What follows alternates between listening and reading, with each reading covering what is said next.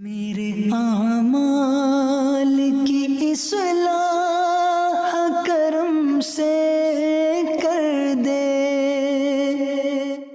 الحمدللہ رب العالمین والصلاة والسلام علی سید المرسلین اما بعد فاعوذ باللہ من الشیطان الرجیم بسم اللہ الرحمن الرحیم۔ پڑھیے الصلاة والسلام علیک یا رسول اللہ وعلی آلک واصحابک یا حبیب اللہ۔ الصلاة والسلام علیک یا نبی اللہ وعلی آلک واصحابک یا نور اللہ۔ درود پاک پڑھنے کے بے شمار فضائل و برکات ہیں۔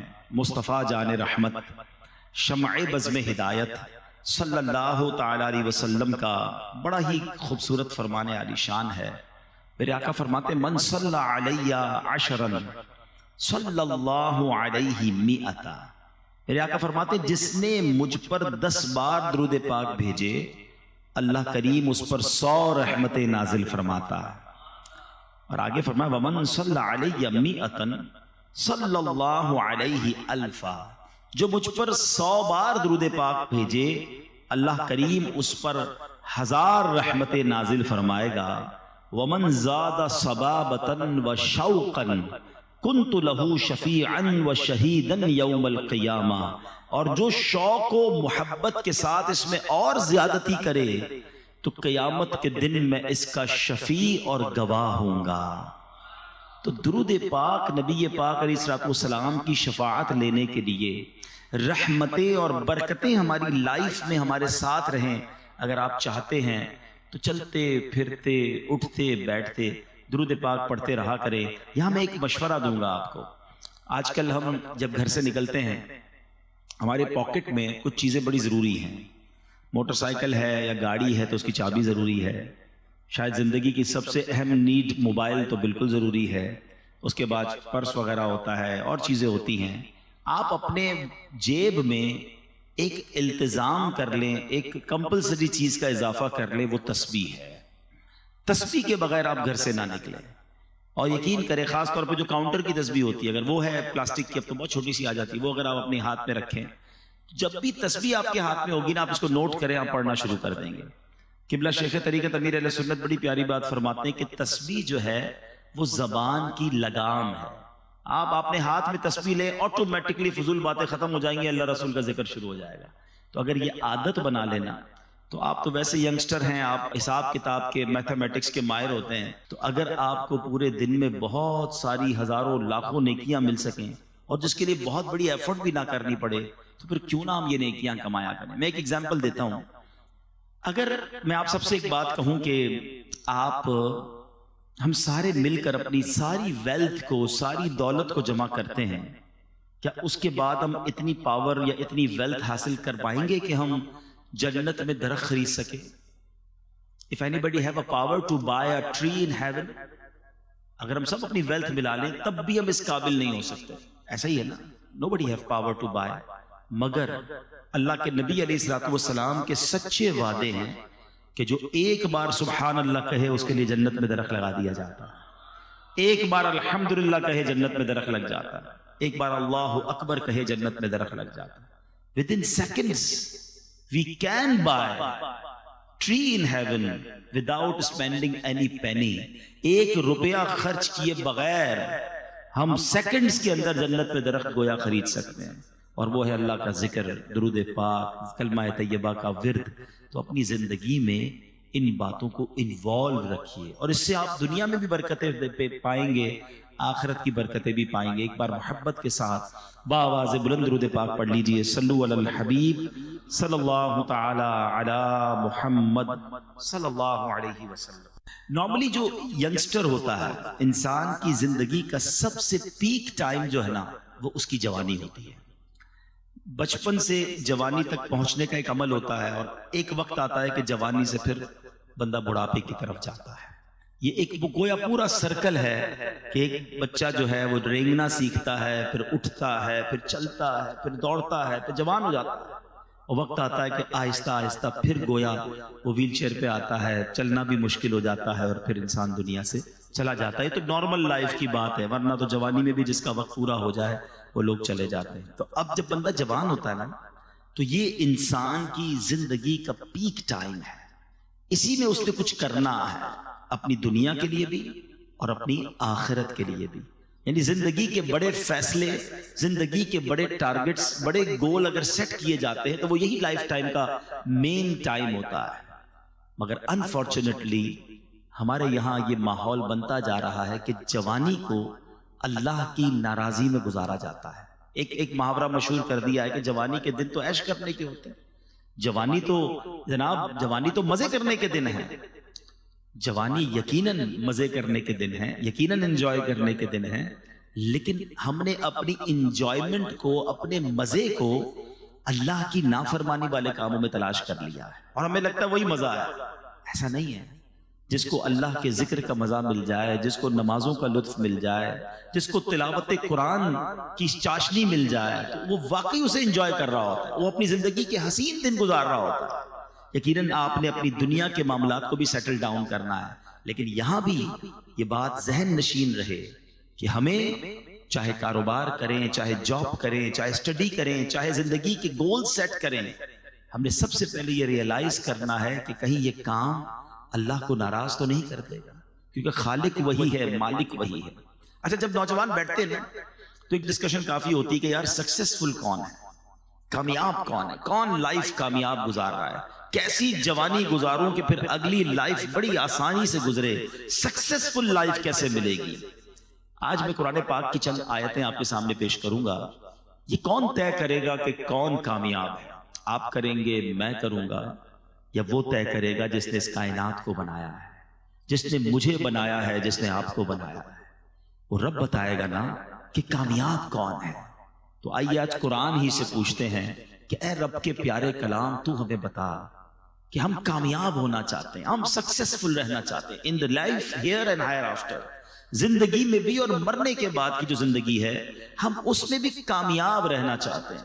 کیونکہ کچھ لوگ سمجھتے ہیں پیسے والا کامیاب ہے، کوئی کہتا ہے نہیں جناب طاقت والا کامیاب ہے، کوئی کہتا ہے جو خوبصورت ہے وہ کامیاب ہے، کوئی کہتا ہے جو مشہور ہے وہ کامیاب ہے. ہم انہی ڈسکشنز میں کھو جاتے ہیں. تو سمپل فارمولا یہ ہے کہ قرآن سے ہی پوچھ لیتے ہیں کہ اے خالق و مالک کے کلام، تو ہمیں بتا کہ کون کامیاب ہے. پارہ 18 ہے. میں چاہوں گا آپ سب سے کہ میں تو آج مختصر اس کی قرآن کی چند آیتوں کی تلاوت کروں گا، ترجمہ بتاؤں گا، تفسیر بتاؤں گا، مگر آپ خود بھی گھر جا کے پڑھیے گا، اس کو نوٹ کر لیں. 18 پارے کی صرف شروع کی میں 10-11 آیتیں پڑھوں گا، اور ان 10-11 آیتوں میں اللہ کریم نے ہمیں سب بتا دیا کہ کامیاب کون ہے، کامیاب کون ہے اور کیوں ہے، ان کی اوصاف کیا ہیں، ان کی کیٹیگریز کیا ہیں. اور اس کے بعد رب کریم نے اس کا ریوارڈ بھی بتا دیا. ایک بندہ کہتا ہے نا یار اتنا محنت کروں گا تو ملے گا کیا بھائی، کورس کروا رہے ہو مجھے، آپ اتنا ٹائم میرا اسپینڈ کروا رہے ہو، اینڈ آف دی ڈے مجھے اس کا بینیفٹ کیا ہوگا.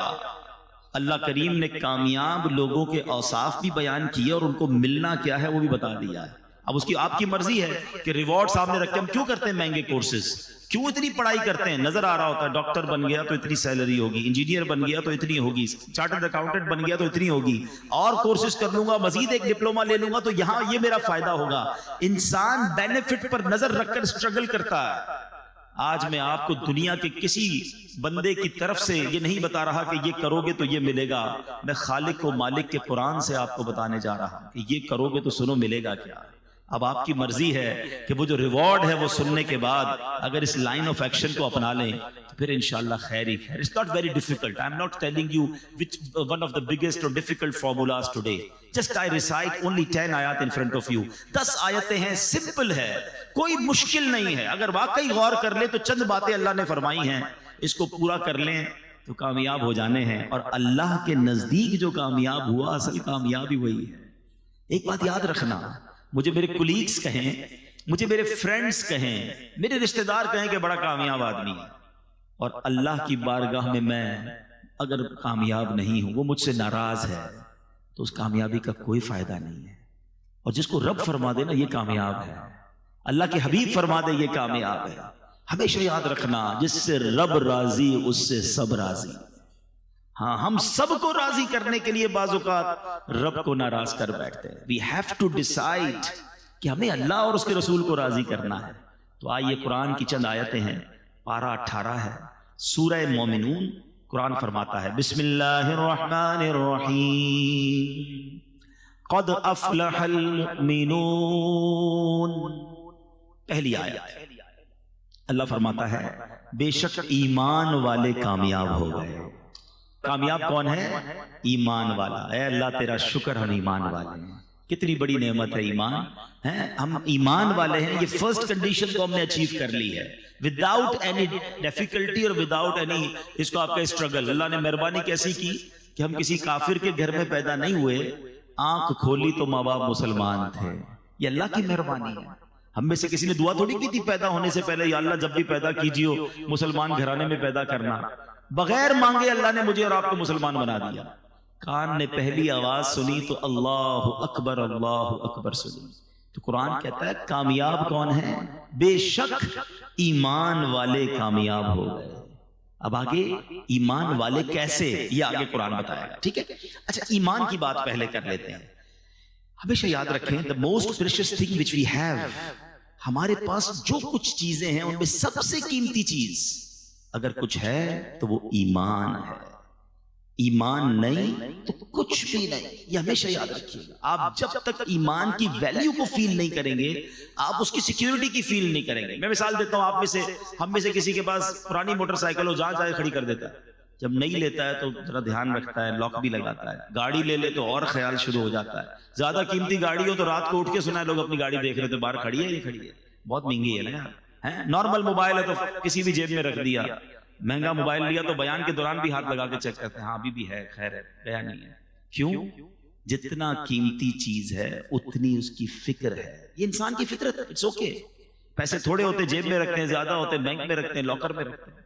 لیکن اگر واقعی ہم نے یہ مانا ہے کہ ہماری سب سے قیمتی چیز ہمارا ایمان ہے تو I have one question for all of you. پھر میرا آپ سے سوال ہے کہ کب ایمان کی حفاظت کی فکر کی ہے؟ کب سوچا یار سیکیور ہے کہ نہیں کچھ چھین تو نہیں لے گا؟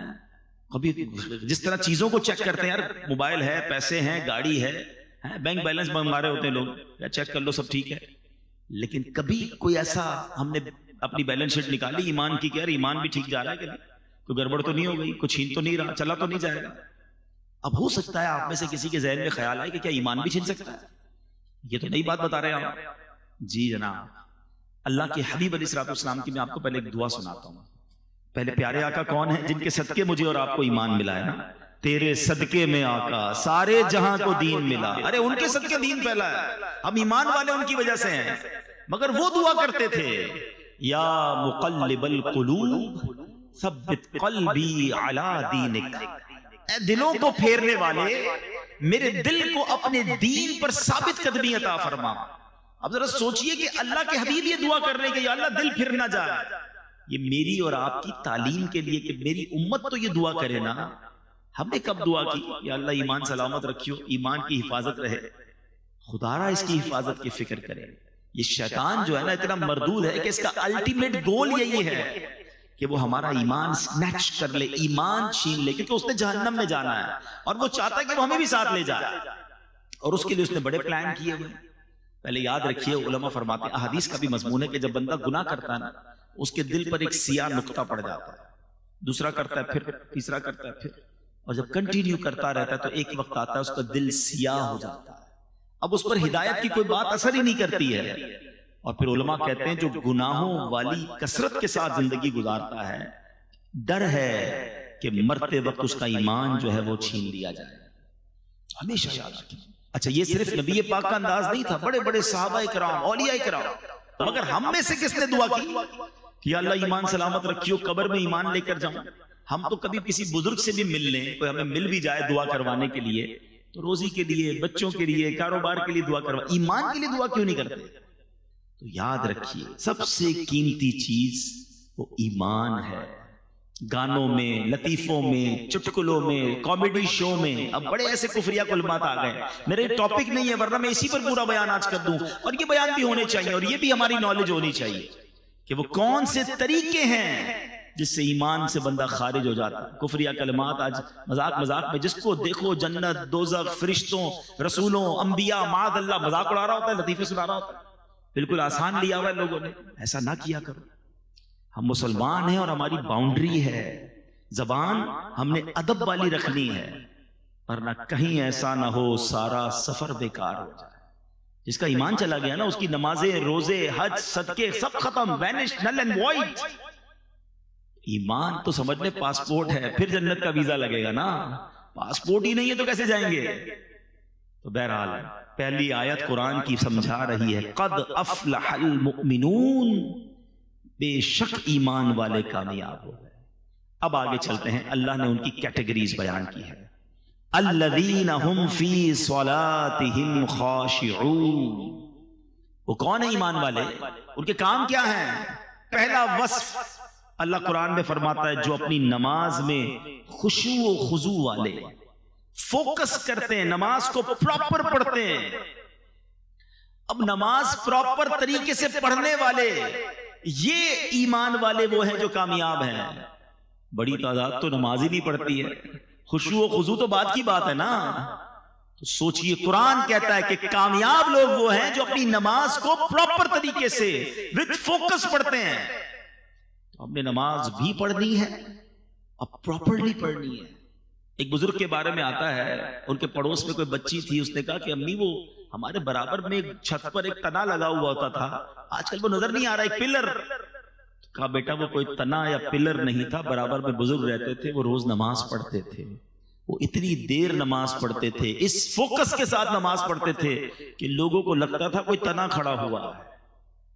لیکن آج تو نماز میں یہ حال ہے کہ دھیان کہیں ہے، دل کہیں ہے. اتنی تیزی سے لوگ نماز پڑھتے کہ سمجھ ہی نہیں آتی کیا پڑھا اتنی دیر میں. ایک بار نبی پاک علیہ الصلوۃ والسلام کی بارگاہ میں ایک شخص آیا اور اس نے نمازیں ادا کی. نبی پاک نے فرمایا تمہاری نماز ٹھیک نہیں ہوئی ہے، دوبارہ پڑھو. پھر پڑھنے گیا، واپس آیا، پیارے آقا نے کہا تم نے نماز ٹھیک نہیں پڑھی، دوبارہ پڑھو. پھر آیا پیارے آقا نے تیسری بار اس سے کہا دوبارہ پڑھو. کہا حضور مجھے ایسے ہی آتا ہے، میں نے تو سیکھی ایسے ہے. فرمایا یہ وہ نماز نہیں. حدیث کا خلاصہ ہے اطمینان سے رکوع کرو، اطمینان سے سجدہ کرو، اطمینان سے قیام کرو. پیارے آقا علیہ الصلوۃ والسلام نے فرمایا بدترین چور وہ ہے جو نماز کا چور ہے. نماز کو مذاق نہ بنائے. نماز یہ اللہ کی بارگاہ میں حاضری کا وقت ہے. اس کو اہتمام کیجئے، اس کو گویا سیلیبریٹ کیجئے. مثال کے طور پہ آپ کو وزیر اعظم بلا لیں، کوئی وزیر اعلیٰ بلا لے، کوئی منسٹر بلائے، کتنا تیار ہو کے جاتے ہیں. پورے محلے کو پتہ چل جاتا ہے کسی بڑی دعوت میں جا رہے ہو تو اتنے پرفیوم لگا کر، اتنے عطر لگا کر لوگ نکلتے ہیں. وہ والے کپڑے استری کروں گا، وہ والے جوتے پہننے، یار یہ تو پچھلی دعوت میں پہن لیے تھے، اب ذرا دوسرا کلر پہننا ہے. سب اہتمام ہے. نماز پڑھتے وقت نہ لباس کا خیال ہے، نہ صفائی کا خیال ہے، نہ توجہ ہے. ایسا نہ کریں. اپنی نماز کی حفاظت کریں، پراپر طریقے سے پڑھیں. ایک میں فارمولہ بھی بتا دیتا ہوں. کچھ لوگ کہتے ہیں یار نماز پڑھتے ہیں تو دھیان کہیں اور ہوتا ہے. وہ چٹکلا مشہور ہے نا کہ ایک شخص تھا، وہ اس کی جماعت چلی گئی، عشاء کی جماعت، دکاندار تھا، وہ رونے لگا. لوگوں نے کہا اب جماعت چلی گئی اس لیے رو رہے ہیں. کہتے جماعت چلی گئی اس لیے نہیں رو رہا، روز عشاء کی نماز میں امام صاحب تلاوت کرتے تھے، میں دکان کا حساب کرتا تھا. اب امام صاحب نے نماز تو پڑھا دیا، مجھے خود اپنی نماز بھی پڑھنی پڑے گی، الگ سے حساب بھی کرنا پڑے گا. تو مسئلہ یہ کہ نماز میں سارے خیالات آتے ہیں. اس کی وجہ یہ ہے کہ ہم نماز کے مطلب کو نہیں سمجھتے. اگر نماز میں جو ہم تلاوت کرتے ہیں نا، اس کو ترجمے سے پڑھ لینا ایک بار.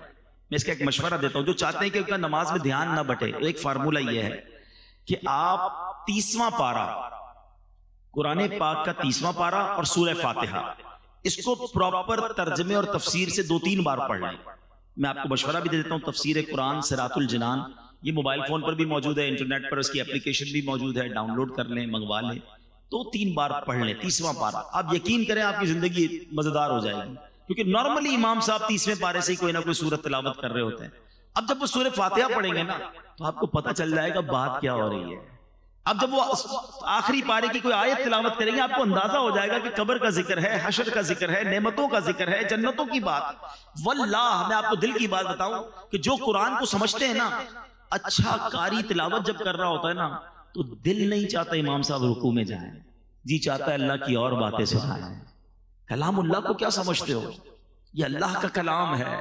تو کلام اللہ کو ایک بار ترجمہ تفسیر سے پڑھ لیں، کم از کم ایٹ لیسٹ 30th پارہ پڑھ لیں تو آپ فوکس ہونا نماز میں شروع ہو جائیں گے۔ آگے چلتے ہیں، 3rd آیت آگے فرمایا وَالَّذِينَ هُمْ عَنِ اللَّغْوِ مُعْرِضُونَ، اور وہ جو فضول بات سے منہ پھیرنے والے ہیں۔ اب یہ سیکنڈ لسٹ بہت لمبی نہیں ہے، آپ کو آج فوکس کر کے بیان سنیں یار، وہ چیک لسٹ بنا لیتا ہوں کہ وہ کون سی چیزیں ہیں جو کمپلیٹ کرنے پر ریوارڈ کا اعلان ہے وہ مجھے مل جائے، اور اللہ کریم نے جن لوگوں کو کامیاب کہا میں ان کامیاب لوگوں میں شامل ہو جاؤں۔ ٹھیک ہے، سیکنڈ لسٹ کیا فرمایا؟ وہ لوگ جو فضول بات سے منہ پھیرنے والے ہیں۔ احادیث میں کیا خوبصورت حدیث ہے کہ پیارے آقا فرماتے ہیں آدمی کے اسلام کی اچھائی میں سے یہ ہے کہ وہ لا یعنی چیز چھوڑ دے، یعنی جو چیز کارآمد نہ ہو اس میں نہ پڑے، زبان، دل اور دیگر اعضاء کو بیکار باتوں کی طرف متوجہ ہی نہ۔ کیوں مجھے اس گلی میں جانا ہے، اس گلی کا پتہ کیوں پوچھنا، جانا ہی نہیں ہے، ساری رات بیٹھے ہیں، فضول باتیں ہو رہی ہیں۔ اچھا، ان فضول باتوں میں غیبتیں بھی ہو رہی ہیں، بدگمانیاں ہو رہی ہیں۔ ذرا سوچیں، میرے پاس زندگی کو میں نے اتنا سستا کیوں سمجھا ہوا ہے کہ جناب میرے گھنٹوں صرف گپ شپ میں نکل جائیں گے۔ دنیا بھر کے کاروبار کی معلومات رکھنی ہے، آج سونے کا دام کیا رہا، تو ڈالر کا ریٹ کیا رہا، تو تیل کا کیا دام رہا۔ ارے بھائی تمہارے کنویں ہیں جو تم روز تیل کا ریٹ چیک کرتے ہو یار؟ قرآن پڑھا نہیں ہے، حدیث پڑھی نہیں ہے، نماز پراپر آتی نہیں ہے، وضو کرنا آتا نہیں ہے، امریکہ میں کون صدر بنے گا اس پہ بحث ہو رہی ہے۔ خود سوچیں آپ کہ اپنی لائف کو کیوں فضول ضائع کر رہے ہیں؟ چلے دنیا بھی کوئی علم حاصل کر لیں، کوئی زبان سیکھ لیں، کوئی سافٹ ویئر سیکھ لیں، اپنی دنیا اور آخرت میں سے کوئی کام آنے والا کام کریں نا۔ موبائل پہ بیٹھے تو بیٹھے ہی ہیں، 1 گھنٹہ 2 گھنٹہ براؤزنگ چل رہی ہے، 2 گھنٹے بعد پوچھو بھائی کچھ سیکھا کچھ نہیں، بس دیکھتا رہا ایسے ہی۔ 2 گھنٹے تم نے نکال دیے۔ بزرگان دین ایک سانس کی ویلیو سمجھتے تھے۔ مرنے کے بعد احادیث میں مضمون ملتا ہے نیک بھی پچھتائے گا، گناہگار بھی پچھتائے گا۔ عرض کی گئی حضور گناہگار پچھتائے گا یہ تو سمجھ آتا ہے، نیک کیوں پچھتائے گا؟ فرمایا نیک اس لیے پچھتائے گا کہ اسے یاد آئے گا کہ وہ گھڑیاں، وہ لمحے جو میں نے فضول باتوں میں گزارے تھے، اگر وہ بھی اللہ کا ذکر کر لیتا، وہاں بھی اللہ کی عبادت کر لیتا تو جنت کی اور نعمتیں مل جاتی۔ تھوڑی دیر پہلے میں نے بتایا نا کہ ایک سبحان اللہ کہنے سے جنت میں درخت لگ جاتا ہے۔ آپ 1 گھنٹہ آپ نے فضول گزارا، کتنی نیکیاں کر سکتے تھے۔ دیکھیں جس کا مائنڈ سیٹ بن جائے نا کہ زندگی کو پراپر گزارنا ہے، اور یوتھ سے تو میں بالخصوص یہ گزارش کروں گا کہ خدا را اس وقت کی ویلیو بنائیے، اپنی نالج کے لیے، اپنے علم کے لیے، اپنی سکلز کے لیے، اور ساتھ ساتھ اپنی آخرت کے لیے۔ اس وقت کو ضائع نہ کیجئے، یہ یوں نکل جائے گا وقت۔ اب تو دنیا میں ایک فینومینا، ایک فارمولا بڑا مشہور ہے، یونیورسٹی آن ویل۔ لوگ ٹریول کے دوران پڑھ رہے ہیں۔ آپ یورپ جائیں، آپ نے دنیا کے ملکوں کا سفر کیا ہو، ٹرین کے اندر، بس کے اندر آپ کو کوئی موبائل پہ کھیلتا نظر نہیں آئے گا۔ نارملی کوئی نہ کوئی کتاب پڑھ رہے ہوں گے، وہ کان لگا کر کوئی سپیچ سن رہے ہوں گے، تاکہ اس آدھے گھنٹے اور گھنٹے کی کلاس کو لے کر آگے جا کے کوئی ڈپلوما حاصل کر لیں، کوئی جناب اس وقت کا بھی استعمال کر لیں۔ اگر اسی طرح دنیا اور آخرت کے نفع کا ذہن بن جائے، میں ایک ایگزامپل دیتا ہوں، تلے تحدیث نعمت کے لیے عرض کرتا ہوں الحمدللہ میری کچھ نہ کچھ یہ عادت بھی ہے، تاکہ آپ کو ایک مزید انکریجمنٹ ملے کہ مثال کے طور پہ آپ کہیں گئے اور کسی نے کہا کہ جناب آپ ذرا 10 منٹ بیٹھے، میں آ رہا ہوں۔ ٹھیک ہے جائیے۔ اب ہم اس 10 منٹ میں کیا کرتے ہیں؟ موبائل نکالا اور موبائل پہ بس کچھ نہ کچھ دیکھنا شروع کر۔ 10 یا 15 منٹ بعد بھی آئے گا، میرے کوئی ٹینشن نہیں ہے، لیکن اگر ذہن بنا ہوا ہونا کہ یار میرے موبائل میں اگر قرآن پاک ہوگا تو 7 سے 8 منٹ میں سورہ یاسین کی تلاوت ہو جاتی ہے۔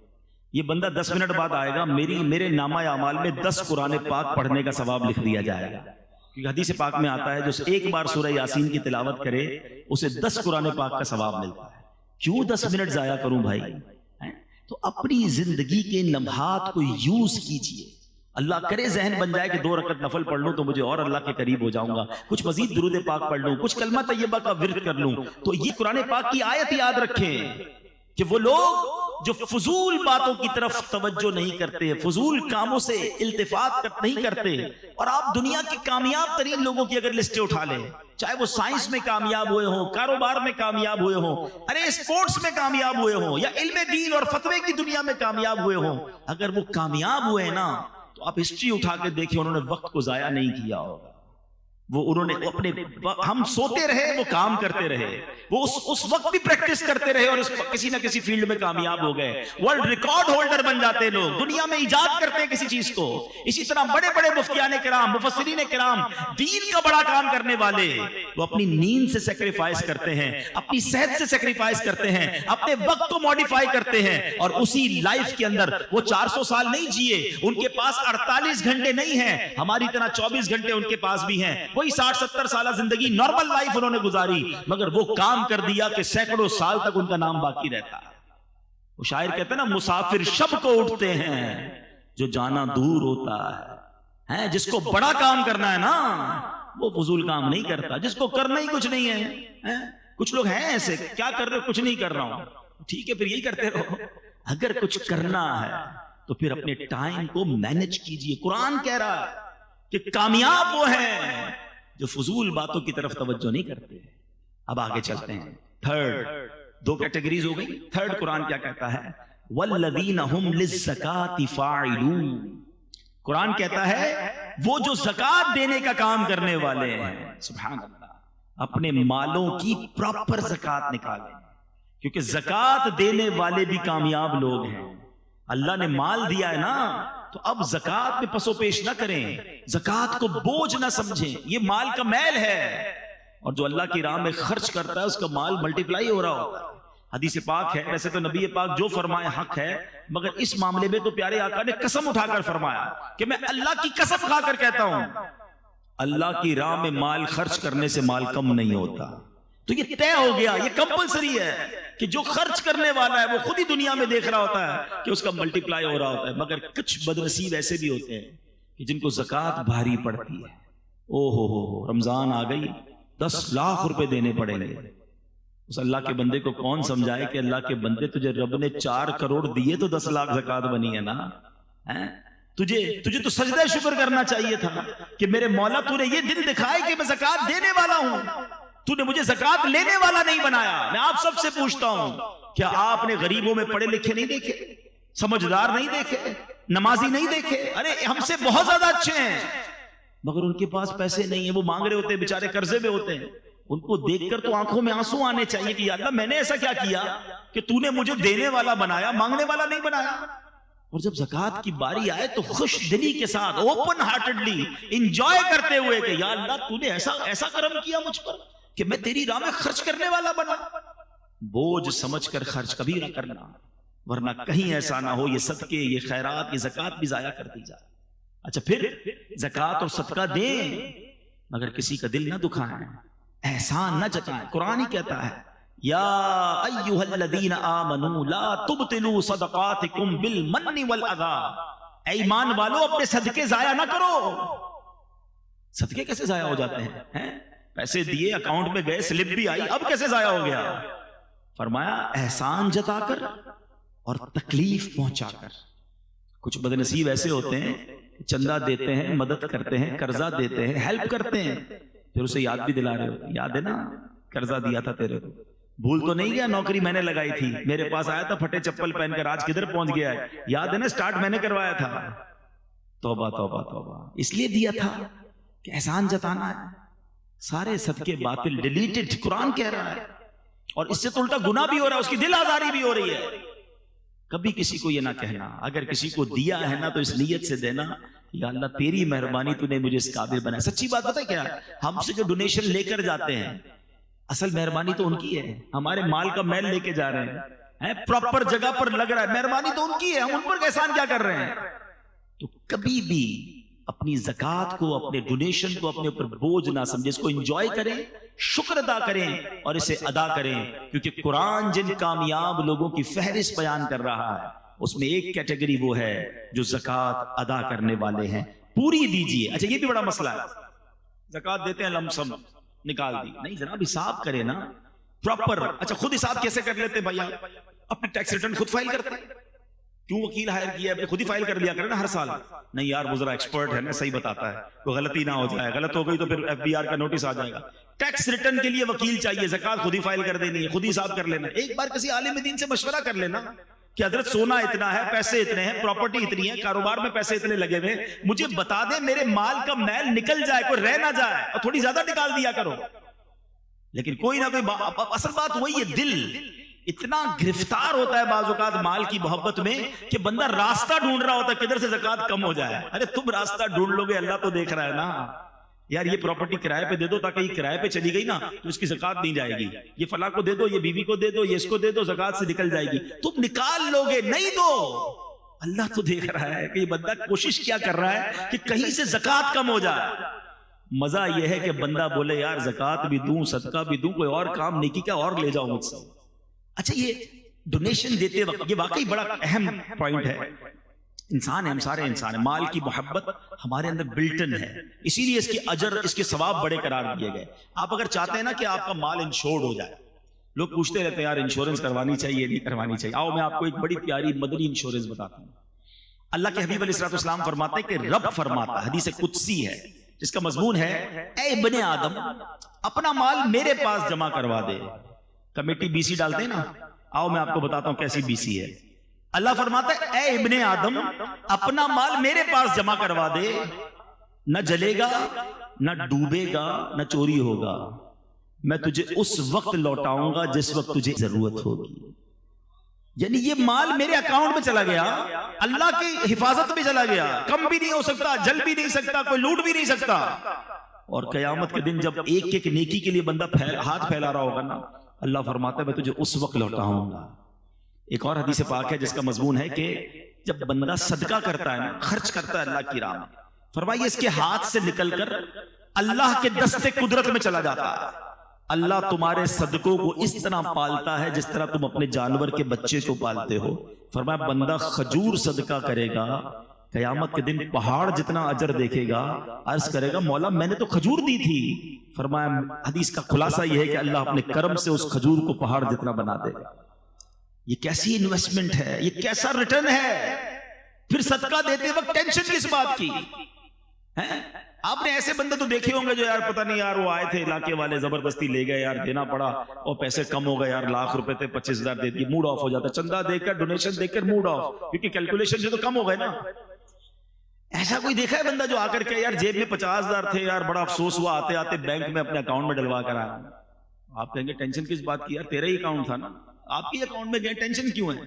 اگر جس دن یہ مائنڈ سیٹ بن گیا نا کہ یہ جیب سے نکل کر میرے ہی اکاؤنٹ میں گئے ہیں تو دینے کا کبھی ٹینشن نہیں ہوگا. آپ کو مزہ آ رہا ہوگا یار تھوڑے اور ڈال دوں آخرت کے اکاؤنٹ میں، تھوڑے آج کمائے زیادہ ہے تھوڑے اور ڈال دوں. لوگ کہتے ہیں نہیں بھائی زکوٰۃ دے دی اب اگلے سال آنا. ہاں روک لیتے ہیں. یار جب اللہ دینے میں نہیں روک رہا تو تم خرچ کرنے میں کیوں روک رہے ہو؟ اسے حدیث پاک کا مضمون ہے گن گن کر خرچ نہ کرو ورنہ وہ رب کریم بھی تمہیں گن گن کر عطا فرمائے گا. جب وہ دیے جا رہا ہے نا تو آپ بھی اللہ کی راہ میں خرچ کرتے رہا کریں. تو بہرحال قرآن نے کامیاب لوگوں کی فہرست میں جو کیٹیگری بیان کی وہ لوگ جو زکوٰۃ دینے والے ہیں. آگے چلتے ہیں. اللہ فرماتا ہے والذین هم لفروجهم حافظون الا على ازواجهم او ما ملكت ايمانهم فانهم غير ملومين. اب یہ دو آیتیں میں نے ایک ساتھ پڑھ دی ہیں، ٹاپک ایک ہی ہے. اگلی فورتھ کیٹیگری آ رہی ہے. اللہ فرماتا ہے اور وہ جو اپنی شرم گاہوں کی حفاظت کرنے والے ہیں مگر اپنی بیویوں یا شرعی باندیوں پر جو ان کے ہاتھ کی ملک ہیں پس بے شک ان پر کوئی ملامت نہیں ہے. جو اپنی پرائیویٹ پارٹس کی حفاظت کرنے والے ہیں اور جو جائز طریقے ہیں وہاں سے اپنی شہوات کو پورا کرتے ہیں، ناجائز نہیں جاتے، یہ وہ کامیاب لوگ ہیں جن کی قرآن فہرست بیان کر رہا ہے. آگے ایک اور آیت پڑھ دیتا ہوں پھر ایک ساتھ اس ٹاپک کو تھوڑا سا ڈسکس کر لیتے ہیں. اللہ فرماتا ہے فَمَنِ ابْتَغَىٰ وَرَاءَ ذَلِكَ فَأُولَٰئِكَ هُمُ الْعَادُونَ. اور تو جو ان کے سوا کچھ اور چاہے تو وہی حد سے بڑھنے والے ہیں، یعنی ان لمیٹیشنز کو جو کراس کرتا ہے کسی اور طریقے سے اپنی خواہشات کو پورا کرتا ہے، فرمایا وہ حد سے بڑھنے والے ہیں. مگر جو کامیاب ہیں، جو ایمان والے ہیں، وہ اپنی ان چیزوں کی حفاظت کرتے ہیں، پاک بازی کی، اور فقط حلال طریقوں سے اپنی ان خواہشات کو پورا کرتے ہیں. جس کی ڈیٹیل بیان کی قرآن نے کہ ان کی ازواج ہیں، ان کی بیویاں ہیں، اس کے علاوہ وہ کہیں اور نہیں جاتے. تو اے میرے میٹھے اسلامی بھائی، اور نوجوان پر شیطان کا یہ بہت بڑا حملہ ہوتا ہے. آج کل میڈیا نے فحاشی اور اوریانی کو اتنا پھیلا دیا آج آنکھیں حرام دیکھ رہی ہیں، کان حرام سن رہے ہیں. ہمیشہ یاد رکھے، پہلے آنکھ بہکتی ہے، پھر دل بہکتا ہے، پھر شرمگاہ بہکتی ہے. اور جس نے اپنی شرمگاہ کی the very sensitive parts in our body، سبحان اللہ، اللہ کے حبیب کی ایک حدیث سناتا ہوں. آپ حدیث میں نارملی یہ نہیں سنتے آپ کہ جنت کی گارنٹی مل جائے. ایک بار ایک صاحب بھی مجھے بولے یار کوئی ایسا عمل بتا دے کنفرم جنت مل جائے. عمل کرو، اللہ سے دعا کرو، اللہ کرم کرے گا، اس کے کرم سے جنت ملنی ہے. لیکن جو اب میں حدیث سنانے جا رہا ہوں نا، اس میں نبی پاک نے گارنٹی دی ہے. اللہ کے حبیب علیہ الصلوۃ والسلام فرماتے جو مجھے 2 چیزوں کی گارنٹی دے دے میں اسے جنت کی گارنٹی دیتا ہوں. 2 چیزوں کی ضمانت دے دے، حدیث پاک کا مضمون ہے، میں اسے جنت کی ضمانت دیتا ہوں. فرمایا ایک زبان اور دوسری شرمگاہ. یہ زبان کو حلال میں استعمال کرے اور اپنے پرائیویٹ پارٹس کو حرام طریقے سے یوز نہ کرے، میں اسے جنت کی ضمانت دیتا ہوں. کتنا آسان ہو گیا جنت کا معنی. چلے جناب بہت لمبی فہرست سے باہر آ جاؤ نا. زبان صحیح کر لو اور شرمگاہ کی پاک بازی کر لو، اللہ کے حبیب کا وعدہ ہے جنت عطا ہو جائے گی. تو اب اس میں حال یہ ہے کہ زبان حرام کرتے تھکتی نہیں. جھوٹ، غیبت، فحاشی، بے حیائی کی باتیں، دل آزاریاں اور شرمگاہ کی حفاظت اس قدر برائی عام ہو گئی ہے. نہیں میرے میٹھے اسلامی بھائیو، یہ جوانی اللہ کو ناراض کرنے کے لیے اللہ نے نہیں دی. شیطان حملہ آور ہوتا ہے، یقیناً بڑی خواہشات ہوتی ہیں بڑا، لیکن یہی تو مقابلہ ہے نا. بندہ کہتا ہے نا جوانی میں چیلنج لینا ہے تو لو نا چیلنج، اور شیطان کو بتاؤ کہ میں شیطان کا نہیں، میں رحمان کا بندہ ہوں. اور اپنے آپ کو ان گناہوں سے بچانا، روکنا ہے اپنے آپ کو، اور یہی اپنے آپ کو بچانا انشاءاللہ آپ کو جنت میں لے جائے گا. ایک اور حدیث پاک، نبی پاک علیہ الصلوۃ والسلام نے ایک حدیث میں قیامت کے دن اللہ کے عرش کا سایہ جن خوش نصیبوں کو ملے گا نا، ان خوش نصیبوں کی کیٹیگریز بیان کی. اس نے ایک کیٹیگری یہ بھی ہے کہ اللہ کے عرش کا سایہ اس نوجوان کو ملے گا کہ جس نوجوان کی جوانی جو ہے وہ عبادت میں گزری ہوگی. جو جوانی عبادت میں گزارتا ہے نا اس کو اللہ کے عرش کا سایہ ملے. بڑھاپے میں عبادت کرنا کمال نہیں ہے، اصل کمال جوانی میں اللہ کی نافرمانی سے بچنا ہے. اور کیا ہمارے پاس یہ گارنٹی؟ نوجوانوں کو کہو یار آپ نماز پڑھا کریں، آپ گناہ سے بچیں، تو کہتا ہے بھائی بوڑھا ہونے کے بعد تو میں نے اللہ اللہ ہی کرنا ہے. ٹھیک ہے، لیکن میں آپ سے پوچھتا ہوں آپ کے پاس گارنٹی ہے کہ آپ بوڑھے ہوں گے؟ آپ کے پاس کتنے دن زندہ رہنے کی گارنٹی ہے؟ اتنے پڑھے لکھے لوگ بیٹھے، میں ایک سوال کر لیتا ہوں، آپ میں سے کون کون ہے جو اس بات کی مجھے گارنٹی دیتا ہے کہ اگلے سنڈے تک میں زندہ رہوں گا؟ کوئی ہے؟ اچھا اگلے سنڈے تک کی گارنٹی نہیں ہے. اچھا کل صبح تک کی تو ہوگی کسی کے پاس کہ مارننگ تک زندہ رہوں گا؟ اچھا ایک بھی ہاتھ نہیں اٹھا ہے. اچھا کسی کے پاس یہ گارنٹی ہے اس ہال سے زندہ باہر جاؤں گا؟ یہ بھی نہیں ہے. آپ کو یہ معلوم ہے کہ آگاہ اپنی موت سے کوئی بشر نہیں، سامان 100 برس کا ہے، پل کی خبر نہیں. جب پل کی خبر نہیں ہے تو مجھے بتاؤ نا پھر کل کی پلاننگ کیوں کر رہے ہو؟ 50 سال کے بعد بس اللہ اللہ ہی کرنا ہے، بس تھوڑا انجوائے کر لو لائف کو، شادی وادی ہو جائے، اس کے بعد بس میں نے بالکل نمازی بن جانا ہے، گناہ چھوڑ دینے ہیں. آپ کے پاس جب صبح کی گارنٹی نہیں ہے تو یہ پلان کیوں لیٹ کر رہے ہو؟ امیر معاویہ رضی اللہ تعالیٰ عنہ، میں آپ کو ان کا قول سناتا ہوں. ایک بار آخری وقت تھا آپ کا، بڑھاپے کی زندگی تھی اور بالکل لاسٹ اسٹیج تھا، وصال کا وقت قریب آیا تو آپ نے کہا مجھے اٹھا کر بٹھاؤ. تو لوگوں نے یوں سمجھیے کہ سہارا دے کر بٹھایا. تو آپ بیٹھ کر کہتے ہیں کہ اللہ کے ذکر کرنے لگے اور تسبیح کرنے لگے، پھر رونے لگے اور اپنے آپ سے پوچھتے ہیں کہ اے معاویہ اب بڑھاپے اور کمزوری کے وقت میں اللہ کا ذکر یاد آیا ہے؟ اس وقت کیا تھا جب جوانی کی شاخ تر و تازہ تھی؟ حالانکہ وہ جوانی میں بھی عبادت کرنے والے تھے، مگر پھر بھی اپنے آپ سے کہتے تھے بڑھاپے میں رب یاد آیا. جوانی یہ عبادت اللہ کو بڑی پسند ہے. میں چند آپ کو بہت خوبصورت باتیں بتا دیتا ہوں جو نوجوان ہیں. ایک بزرگ کے بارے میں آتا ہے، بڑا خوبصورت فرمان ہے ان کا. ابن رجب حنبلی فرماتے ہیں کہ جس نے اللہ کو اس وقت یاد رکھا جب وہ جوان اور توانا تھا، اللہ عز و جل اس کا اس وقت خیال رکھے گا جب وہ بوڑھا اور کمزور ہو جائے گا. ہاں اپنا کہتے ہیں یار زندگی ایسی گزارو بڑھاپا اچھا ہو جائے. میں آپ کو فارمولا دے رہا ہوں، جوانی ایسی گزارو کہ اللہ ناراض نہ ہو، اللہ تمہیں بڑھاپے میں بھی تمہیں سنبھالے گا، تم پر کرم فرمائے گا. ایک بزرگ کے بارے میں آتا ہے، ان کی 100 سال عمر تھی، دانت سلامت، آنکھیں سلامت، کان سلامت، نظر سلامت. لوگوں نے کہا حضور 100 ایئرز آپ کی ایج ہے، آپ اتنے صحت مند کیسے ہیں؟ فرمایا جب میں جوان تھا نا میں نے ان اعضاء سے گناہ نہیں کیے، میں نے اپنی آنکھوں سے، ہاتھوں سے، اپنے پیروں سے، اپنے جسم سے گناہ نہیں کیا، اللہ کو ناراض نہیں کیا۔ جب بڑھاپا آیا اللہ نے میرے سارے اعضاء سلامت رکھے۔ Now it's up to you، آپ کیسے یوز کرنا چاہتے ہیں ان آرگنز کو، یہ اللہ نہیں دیے نا، یہ تو طے ہے نا کہ یہ ہاتھ، پیر، زبان، شرمگاہ، آنکھیں، کان، everything whatever I have سب اللہ نے دیا ہے۔ جس نے دیا ہے وہ حساب بھی تو لے گا نا، آپ کی مرضی ہے کیسے استعمال کر رہے ہیں۔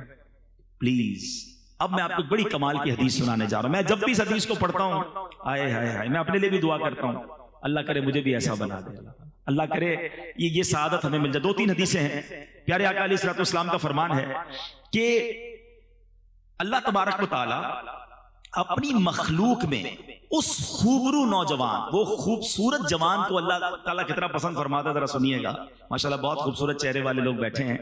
اللہ کریم اپنی مخلوق میں اس خوبرو نوجوان کو سب سے زیادہ پسند فرماتا ہے جس نے اپنی جوانی اور حسن و جمال کو اللہ عز و جل کی عبادت میں صرف کر دیا۔ اللہ عز و جل فرشتوں کے سامنے اس نوجوان پر فخر فرماتے ہوئے کہتا ہے یہ میرا حقیقی بندہ ہے۔ آئے ہائے اللہ کرے کہ اللہ ہمیں ایسا، خود اللہ کی رحمت سے ہی بنیں گے، اللہ بنا بھی دے اور پھر اللہ فرمائے فرشتوں سے کہ یہ میرا حقیقی بندہ۔ ایک اور حدیث سنیے گا، اللہ فرماتا ہے، حدیث قدسی ہے، میری تقدیر پر ایمان لانے والا، میرے لکھے پر راضی رہنے والا، میرے دیے ہوئے رزق پر قناعت کرنے والا اور میری رضا کی خاطر اپنی شہوات نفسانی کو ترک کرنے والا نوجوان میری بارگاہ میں میرے بعض فرشتوں کی مانند ہے۔ یہ ہے جوانی کا استعمال کہ اپنے آپ کو روکنا۔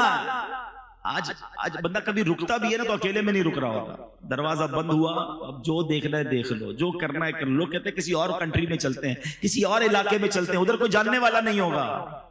جدھر بھی جاؤ گے اللہ تو دیکھ رہا ہے نا۔ کاش گناہ کرتے وقت دل میں یہ نقش ہو جائے کہ جو میں کر رہا ہوں وہ رب دیکھ رہا ہے۔ ایک اور بڑا درد ہے مجھے، نوجوان بیٹھے ہیں کہ آج ایک اور کہانی یہ بن گئی ہے کہ ہماری ہر سیلیبریشن، ہماری ہر خوشی جو ہے اس میں ہم اللہ کو ناراض کر رہے ہیں۔ یہ ہے کتنی عجیب بات۔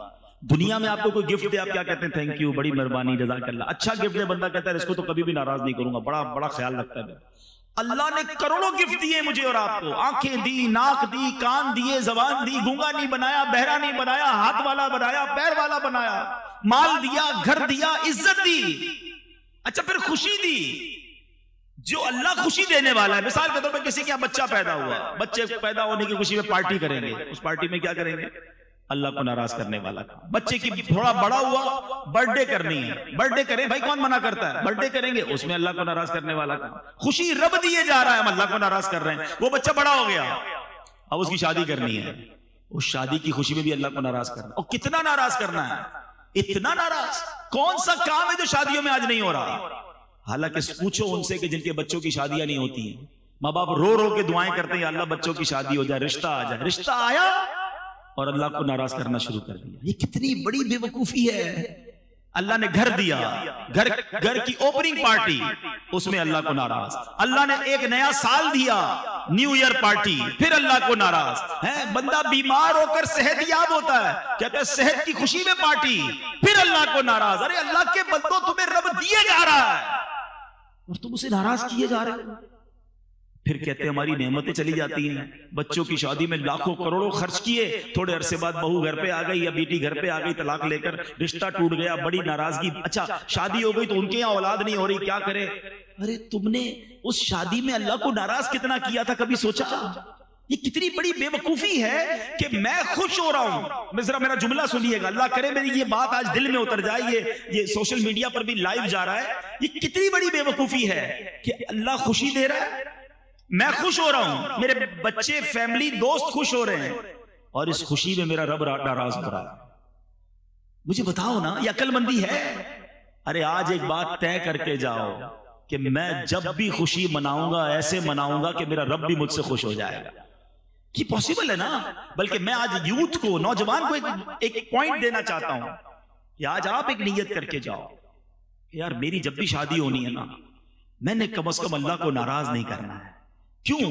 آپ کی شادی میں انجوائے کون کرے گا؟ آپ کے دوست، آپ کے رشتہ دار. اچھا آپ کہیں گے یار ہم کوئی رسم نہیں کریں گے تو خاندان والے کیا کہیں گے؟ تم خاندان والوں کو راضی کرنے کے لیے، تم دوستوں کو راضی کرنے کے لیے ایک تو لاکھوں روپے خرچ کرو گے، اس کے بعد اس سب کا وبال جو آئے گا وہ تم میاں بیوی پر آئے گا، اس کپل پر آئے گا کہ ان کی شادی میں یہ ہوا تھا. اینڈ آف دا ڈے اس کے سارے کمپلیکینسز وہ آپ نے بھگتنے ہیں.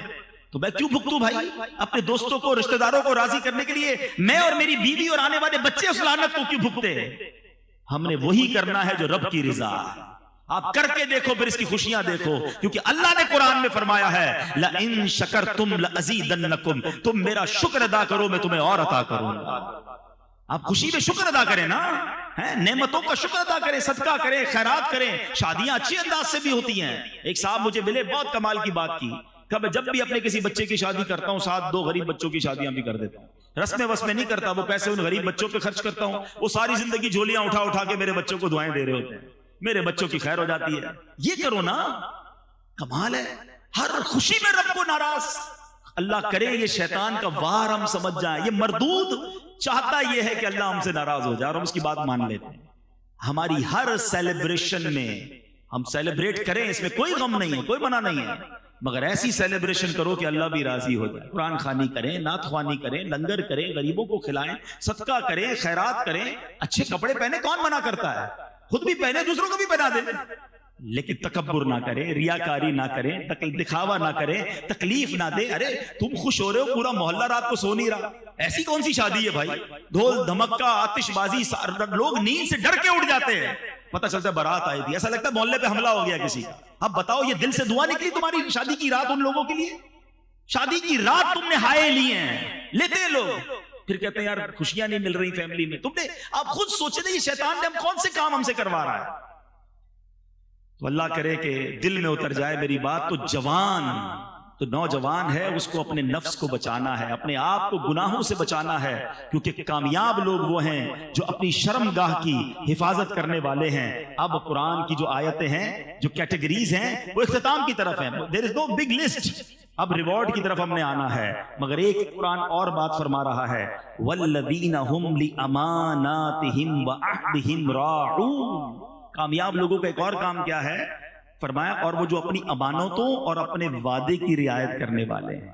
امانت رکھواؤ تو پوری واپس لوٹاتے ہیں، وعدہ کرتے ہیں تو پورا کرتے ہیں. آج کل تو ایک عجیب سے جملہ مشہور ہے، وعدہ ہی کیا تو وفا ہو گیا. ارے اللہ کے بندو، مسلمان کا وعدہ سچا ہوتا ہے. قرآن کہہ رہا ہے کہ کامیاب لوگ وعدے کی پاسداری کرنے والے ہیں اور امانت لوٹانے والے ہیں. امانت لے کر بھاگنے والے نہیں ہیں. لیکن اب جو یہ کرنے والے ہیں، پھر آگے قرآن آخری بات، پھر انعام کی طرف آ جائیں گے. آپ کو اگر تھوڑی دہرائی کر لیں، نماز خشوع و خضوع سے پڑھنے والے، زکوٰۃ دینے والے، فضول کام کرنے والے نہیں، اپنی شرمگاہ کی حفاظت کرنے والے، اور 5واں فرمایا امانتوں کی اور وعدوں کی پاسداری کرنے والے. ابھی تک تو 5 ہی آلموسٹ باتیں ہوئی نا، اب 6ٹھی بات آ رہی ہے اور اس کے بعد انعام ہے. قرآن فرماتا ہے وَالَّذِينَ هُمْ عَلَىٰ صَلَوَاتِهِمْ يُحَافِظُونَ. پھر نماز آ گئی. Look at the value of namaz. Quran کہتا ہے وہ جو اپنی نمازوں کی حفاظت کرتے ہیں. پہلے کہا نماز خشوع و خضوع سے پڑھتے ہیں، اب قرآن کہہ رہا ہے کہ وہ نماز پراپر ٹائم پہ حفاظت کر کے پڑھتے ہیں، نماز ضائع نہیں ہونے دیتے. لوگ کہتے ہیں یار شام کو ساری پڑھ لیتا ہوں، بریک فاسٹ لنچ بھی ڈنر میں کر لیا کرو نا. بریک فاسٹ کے وقت بریک فاسٹ یاد ہے، لنچ کے وقت لنچ یاد ہے، کاروبار کے وقت کاروبار یاد ہے، رات کو ساری نمازیں پڑھنی ہے. ٹائم پہ پڑھنی ہے، حفاظت کرنی ہے نماز کی. اور میں آپ کو صحیح بتاؤں، جس نے اپنی زندگی میں نماز کو پراپر انوالو کر لیا نا، اب اس کی نماز قضا نہیں ہوتی، اس کو الٹا بے چینی شروع ہو جاتی ہے. جس طرح آپ نے کبھی دوپہر کا کھانا نہ کھایا ہو تو رات کو کیا ہوتا ہے، شام کو ایک انر الارم بج رہا ہوتا ہے، یار آج دوپہر کا کھانا نہیں کھایا ہے، یار ابھی تک نہیں کھایا، ابھی تک ڈنر نہیں کیا. کیوں؟ کیونکہ آپ نے اس کو زندگی میں انوالو کیا ہے. جاب نہیں چھوٹتی، اسکول نہیں چھوٹتی، دوست نہیں چھوٹتے، نماز کیسے چھوٹ گئی؟ اچھا پھر کچھ لوگ ملتے ہیں کہتے ہیں یار مسئلہ یہ ہے کہ فجر کی نماز میں آنکھ نہیں کھلتی، باقی 4 پڑھ لیتا ہوں. میں ان سے ایک سوال کرنا چاہتا ہوں کہ آپ کی کبھی صبح 8 بجے کی فلائٹ ہو وہ چھوٹی ہے؟ کبھی 7 بجے کی ٹرین چھوٹی کہ یار آج آنکھ نہیں کھلی اس لیے ٹرین نکل گئی؟ کبھی صبح ارجنٹ باس نے کہا میٹنگ ہے 7 بجے آنا ہے، 8 بجے بینک پہنچنا ہے، تو کبھی ایسا ہوا یار آنکھ نہیں لگی، آنکھ نہیں کھلی؟ 2 الارم لگاتے ہیں، والدین کو کہہ کے سوتے ہیں، پڑوسی کو بھی کچھ لوگ کہتے ہیں یار اٹھا دینا بھائی صبح فلائٹ نہ دے جائے. نہ فلائٹ مس ہوئی، نہ ٹرین مس ہوئی، نہ میٹنگ مس ہوئی، نماز کیسے ہو گئی؟ اس کا مطلب یہ کہ نماز کی وہ ویلیو ہی نہیں ہے ابھی تک دل میں. جس دن نماز کی ویلیو ہو گئی نا، ایٹ اینی کاسٹ نماز پڑھو گے آپ. اور نماز کا حکم پتہ ہے کیسا ہے؟